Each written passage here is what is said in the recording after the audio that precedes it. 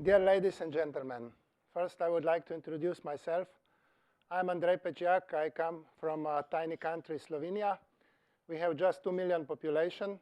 You heard correctly, not 22 million population. And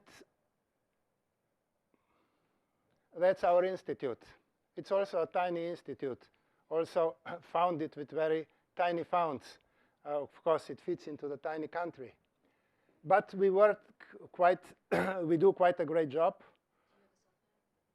Do you have a cell phone? Yeah, no.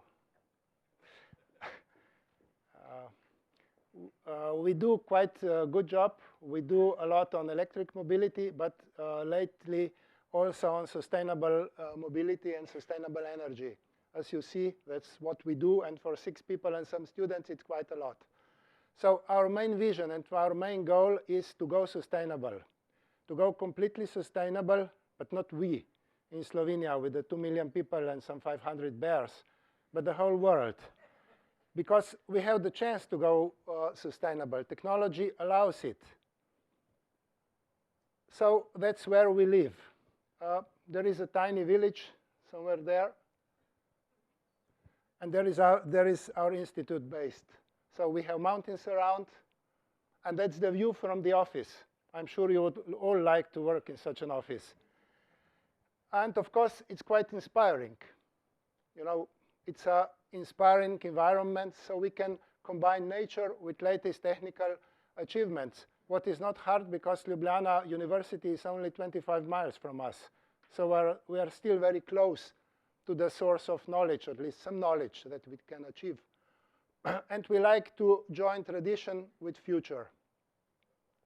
So our latest achievement, or what we are most proud of, is that we have implemented sustainable energy cycle into practice. It's not just theory. We also want to show in practice what is possible today with today's technology. So what is it? If you Google, you will see you will not find anything, because we have just made this word like 1 month ago. First, we made the system work, and then we found the word, or made the word. That is, simplify the system, how it works. So you have a renewable power plant. You have a house or an enterprise. You have, of course, a storage battery. But you have a different electric car. You have an electric car with more range and with battery, additional battery that can be taken out. Because, you know, normally, electric cars are used only 50 to 100 miles per day. And, but sometimes, like once in a week or once in 14 days, you use it for bigger distances. And in this case, you put in additional batteries. Those additional batteries serve as storage batteries during the week, during normal days. And in some special circumstances, like we had 2 years ago, we had a problem with falling ice, and the whole Slovenia was without electricity 1 week. We used even the whole big battery of the car, or not one car, of more cars. So we can be off-grid all the time, but even without sun, we can sustain 1 month or even more. That's how it works during the night. Of course, if we wanted to do it, we first had to do a car with a really big range. Why?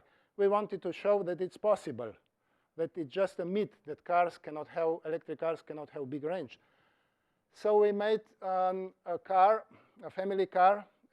Here in America, you would say maybe a small or compact size car, but in Europe, we say it's a big car.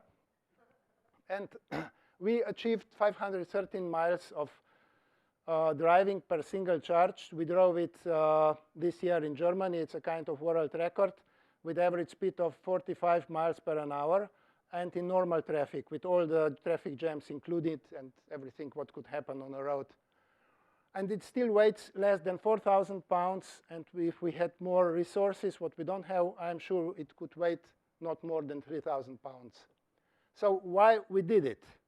It was basically a provocation for the big ones, to show that it is possible. And if 6 people in a tiny institute can do it, then they could have done it faster, better, and cheaper. So if they don't do it, that's probably no will, because otherwise they would have done it, for sure. because you know how they do. They make cars with 60 miles of range, and they say it's impossible to do something better or more. And that's why sustainable transport has not been implemented all over the world, not yet, or it's coming. But it's coming for the last 10, 20 years. We always hear about tomorrow, and tomorrow comes, and there is still no sustainable energy around, or just a little tiny bit. So you have to know that big car manufacturers don't like electric cars. It's just a myth what they do. They don't like it. Of course, they have to have it, but they make a very short range because they don't want to cannibalize their own gasoline cars, with the exception of Tesla. But Tesla I don't consider a really big manufacturer. And then there are oil profits. Oil profits are immense because we are stealing something that doesn't belong to us. It belongs, it has been produced for millions of years, so it belongs to the whole humanity for the whole lifetime of that humanity will exist. We are not allowed to pump it out in 100 or 200 years. But of course, these profits run many things, including the state of terror that appeared in the Middle East. Could you imagine that this state of terror would live on sustainables? Like they would be producing windmills or photovoltaics and selling it for such money? No, it wouldn't work. And there is the last thing, and that are we, people, our mind. I didn't know, but there were many speakers that were speaking about that. We hang on the old ways and refuse radical changes. And if we go sustainable, we have to solve this basic problem. Technology is ready. It's not about technology, it's about psychology. My father is a psychologist, and I found out after discovering technical side that after working 30 years on techniques, actually we have to solve our minds. We have to change our minds. Because the problem is that we are still the same. Genetically, we are the same as Roman soldiers, because only 100 generations have passed, more exactly 99 generations since Julius Caesar. So we are the same, but the techniques we are operating is much, much more advanced and also much more dangerous. So if we continue the way we do now, that's like this, with 6,000 pounds driving one person from one part to another part of the city, we will probably end up like this. And please don't think it's environmental. Because can you imagine 5, 6, 7 billions of horses and the methane, they have the exhaust of methane, and the food they eat. So they are not environmental. We have to find another ways. And there are solutions, of course. We have to change our mind. And how to change our minds? By events like this, because we can spread information. And when I speak in our own home village, maybe only a few people hear me and some animals around that I can see through the window.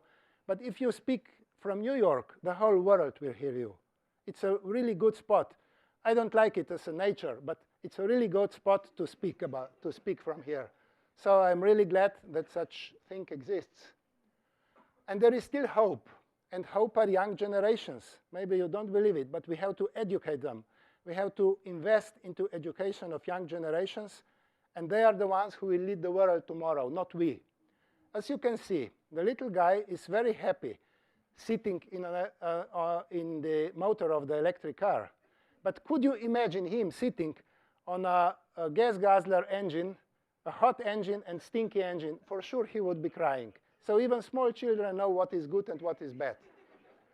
And as a conclusion, it's not my hobby, it's more the passion, the devotion. My hobby is climbing, more precisely ice climbing, and through 30 years of ice climbing, I have seen proofs that climate is dramatically changing. Because I have a notebook where I write all my climbs. And as the last slide, these are my fellows from the Institute. They would like to send you regards, and I have to tell that what we did is the work of a team. And without this team, I would be nobody. Thank you.